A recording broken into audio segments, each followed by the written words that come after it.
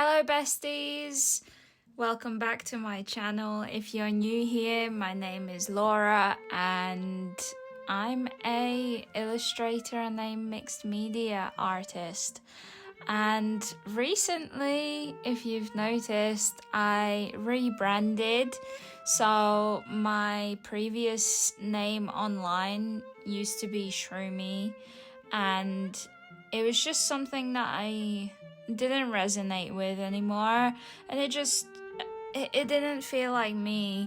I made that name quite a few years ago when I made my first art Instagram, and yeah, I just had that name for a while and I made everything using that name, and I finally came to terms that I just don't like it and I wanted to change it.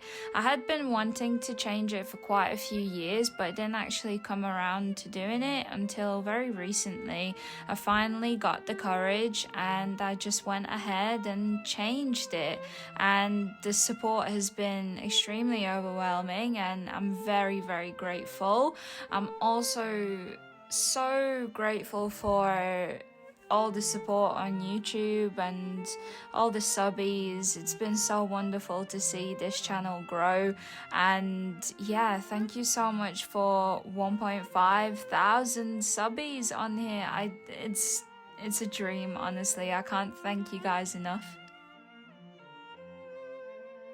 So yeah, now that you know who I am, I am painting a little heron piece today, and I'm using acrylic gouache, the Holbein kind, and yeah, as you can see, I'm literally just going straight for it. So usually what my method with these drawings is, or paintings, I do some doodles in my sketchbook to try and familiarize myself with the positions and like the pose and things. So I think it's a great way to fill your sketchbook in as well, in case you were stuck trying for ideas, especially like painting more like serious paintings. I think it's, best to do it on separate paper so that you can have it in a frame, or it's easier to photograph. It's like an original piece. So I do like these more serious paintings on better quality paper than like the sketchbook paper. But a great way to fill sketchbooks is by doing any kind of ideas that you have, and that's kind of like what my process usually is. So my acrylic gouache, I use the Stay Wet palette because it dries like immediately. So acrylic gouache is obviously like an in-between of acrylic and gouache. I know that sounds a little bit odd to some people who aren't familiar with it, but it's amazing. If you like every quality of gouache, which usually is the super matte beautiful finish, like the satin, I don't know, it's just wonderful to look at for me especially. And you also like the component of drying completely and becoming completely waterproof of acrylic, then you'll love acrylic gouache. And yeah, I'm still a little bit new to it, even though I've used acrylic gouache for quite a few months. I did recently purchase regular gouache, so I'll definitely be making some paintings with that. And yeah, my process is just going step by step. It's kind of like filling in by numbers, funnily enough, especially for acrylic gouache. I think it kind of works for the favor of the fact that I can just go step by step. And the way that I actually use the acrylic gouache is, as you can see, I'm just pulling like lines. Especially for animals, it's really nice because you can create these feathery like sort of shapes, and that is because my very first acrylic gouache piece that I kind of like went in seriously to paint with, I didn't know what to expect, which led me to resorting to making these kind of shapes instead, because I didn't really understand very well how to blend this paint. because I will say it's a little bit harder to get this paint to blend, purely because it dries so quickly, and once it's dry, that's it, it won't budge. And so obviously with regular gouache you can go on top, and then you can kind of like bring in just a little bit of a wet brush, and you can kind of like blend a gradient. Whereas with this paint, you can literally see when I'm laying the paint down, it dries within literal seconds. Like, it's crazy. So there's definitely something that you have to get used to, and nothing really helps the drying time unless you get like extra special mediums, which I haven't explored yet. But then I think at the same time that just kind of defeats the whole purpose. But it might be great if you are looking to make more blended pieces. But yeah, for this painting, I wanted it to, I don't know, this painting kind of represents wrapped in passion, hence the passion fruits. And it was kind of like a symbolic piece, but I will be honest, I did this piece quite a few months ago, and I can't remember what my thought process really behind this was.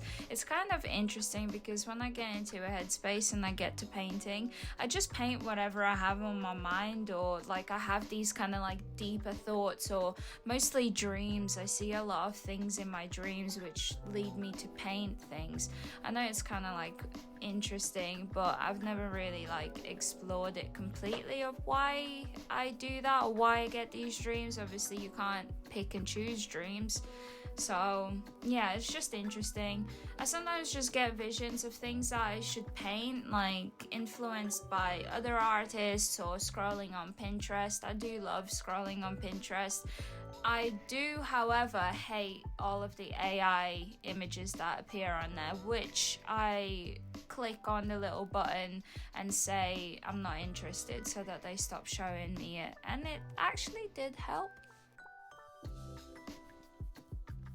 It's an interesting piece. I really do enjoy the way that this looks, but acrylic gouache is something definitely that you have to get used to, and you won't be able to get used to it if you don't practice it. So make sure you get the paints out and you try. And I do recommend the Stay Wet palette because it's definitely a massive money saver in the long run.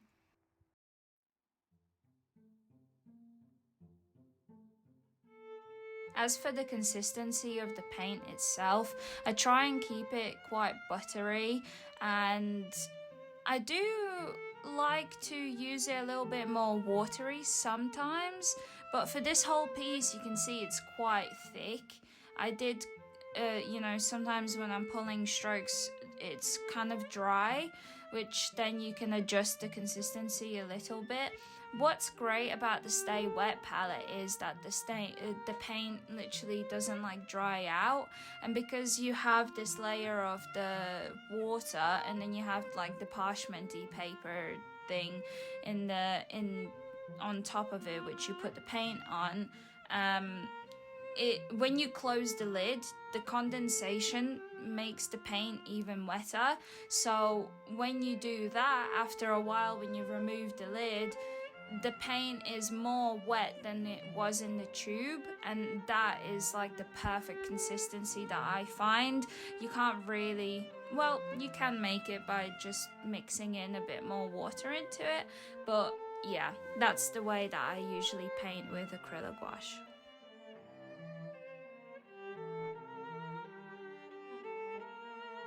It's interesting because I see painters using acrylic gouache and it just doesn't make sense to me. Like, I love watching YouTube and YouTubers, so if you know anybody or can recommend me anybody who's like a painter who paints animal portraits or anything to do with like kind of like more surrealistic, like naturalistic painters and things like that, I'd really enjoy to watch their work.